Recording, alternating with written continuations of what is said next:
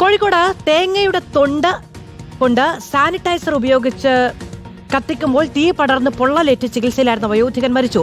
വള്ളിക്കാട് സ്വദേശി രാജനാണ് മരിച്ചത്. മുണ്ടിലേക്ക് തീ പടർന്ന് രാജന് ഗുരുതരമായി പൊള്ളലേൽക്കുകയായിരുന്നു. അഭിജിത്ത് മുഴക്കുന്ന വിവരങ്ങളുമായി ചേരുകയാണ്. അഭിജിത്ത്, എപ്പോഴാണ് ഈ അപകടം ഉണ്ടായത്?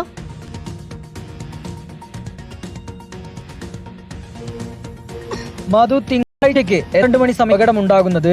75 വയസ്സുകാരനാണ് അദ്ദേഹം.